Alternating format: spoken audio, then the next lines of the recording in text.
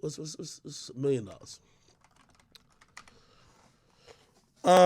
Yeah, the podcast is out. I was happy to see it. And, I'm going to skip to the relevant part. Clearly not everybody is on the same page.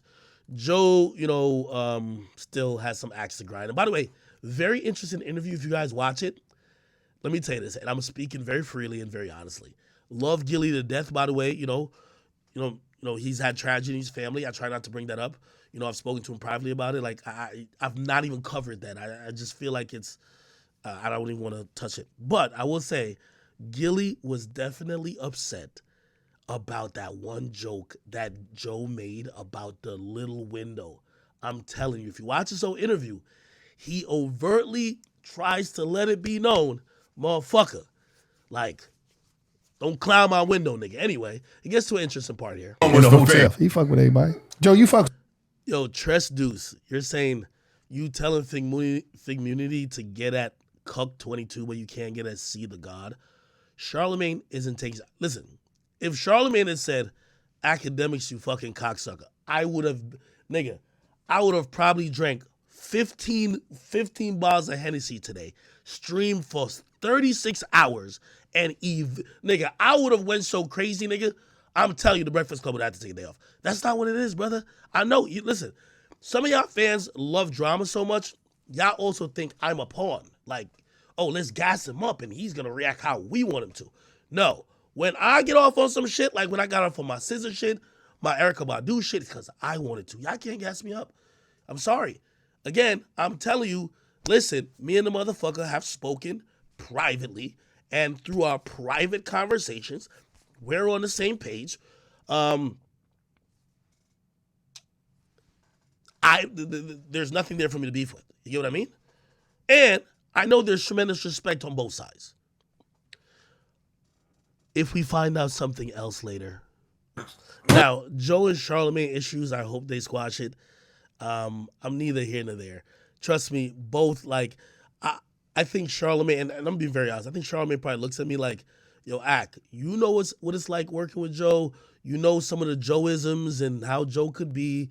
I know that's a guy that you did a great show with, but you can see a pattern of behavior with Joe with people. And I think Joe's his angle with me is usually like, bro, like, Charlamagne don't really show you love like that. It's always like a belittling thing, which, I don't think so, really. But hilarious with that question, because I think anytime when Joe falls out with somebody, that's a question people like to ask him, like, so you're telling me this motherfucker been cool with everybody else, but randomly he just fucked you over for no reason. Let me ask you a question. That's not blame, right? I don't agree with that. I think that the Breakfast Club been up for like since 2009 or 2010. Charlamagne was just there making amazing moments. And I think these days he's still funny and witty, but he's not crashing out no more. Like, I think it was crashing out for a little bit. Charlamagne was there making bitches cry. Sniffing chairs after women with BBLs got up. Like, kind of like some of the questions and comments were just meant to be viral, even though in these days you would be canceled. So I think a lot of his actions made the show so the show looked bigger. But now I look at it, they still get pretty much all the top tier guests. Shit, I think in politics, everybody who's political think they got to go to the Breakfast Club just to get fucking elected. And they're getting good guests. I mean, obviously some artists, like, they'll pick podcasts because they'll be like, oh, nah, this is more targeted. But shit, at the end of the day, I don't watch any other hip-hop radio show besides the Breakfast Club still. Why you not working with him? Hey, tell me if this is dick sucking.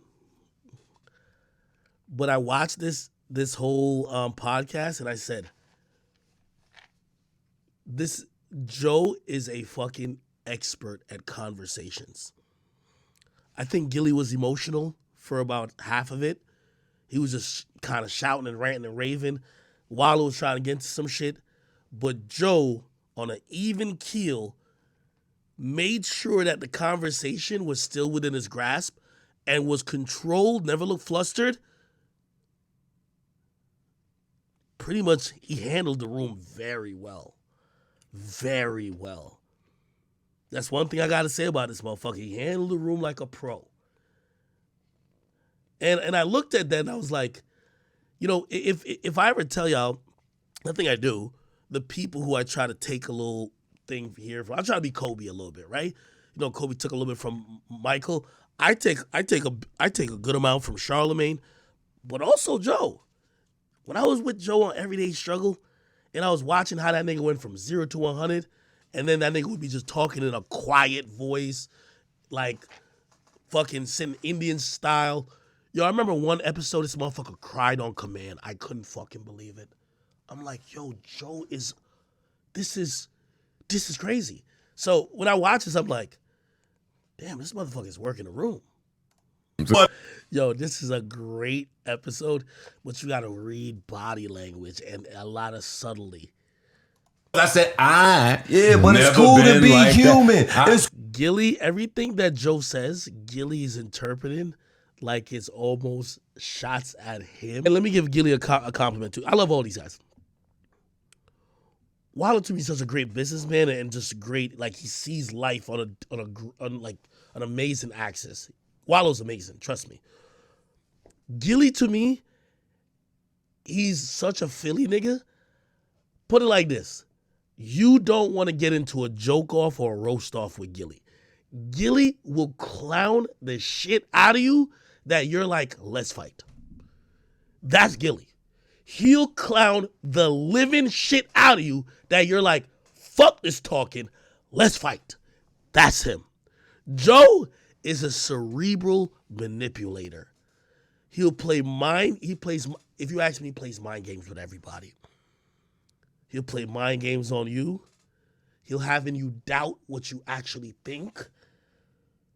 He'll actually reframe things and maybe purposely leave out some other things to trigger your emotion.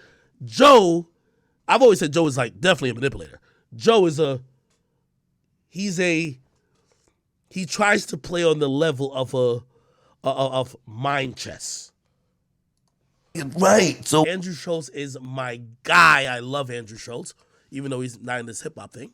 He's a brilliant creator. I learned a lot from him.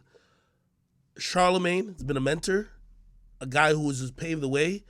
Shit, you know, I hope I could, you know, my name will ring in the history books like how his name rings. You know, it's always been that. Joe, just a crazy nigga, man. But sometimes he's crazy and right. And I don't agree with his methods a lot, but damn, somebody got to be that person. So I got to fuck with Joe. Gillie and Wallo, they're so helpful. Man, every time I get off the phone with them, I got to do 50 calls. You know why?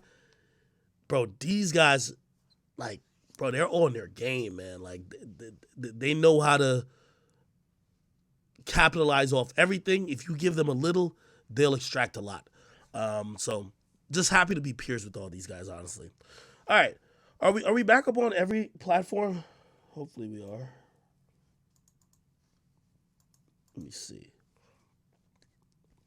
YouTube not up. We should be up now. All right.